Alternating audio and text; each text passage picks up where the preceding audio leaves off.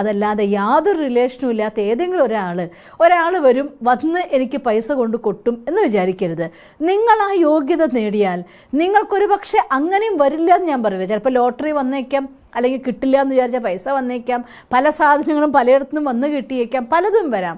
പക്ഷേ അതിനു വേണ്ടി ഒരിക്കലും ഒരാളുടെ മേലെ നിങ്ങൾ പ്രഷർ ഇടാമെന്ന് വിചാരിച്ചാൽ നടക്കാത്ത കാര്യമാണ്.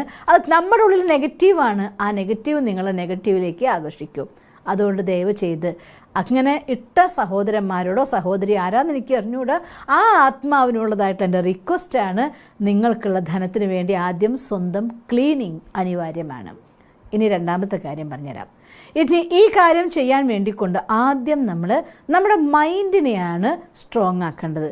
ഞാൻ ഈശ്വരീയ വിശ്വവിദ്യാലയത്തിലേക്ക് വന്ന് സേവനം തുടങ്ങിയ സമയത്ത് അന്ന് മീറ്റതായിട്ടുള്ള ഒരു സീനിയർ പേഴ്സണോട് പറഞ്ഞത് ഓർക്കും, ഒരിക്കലും ആർക്കും മീൻ പിടിച്ച് കൊടുക്കരുത്.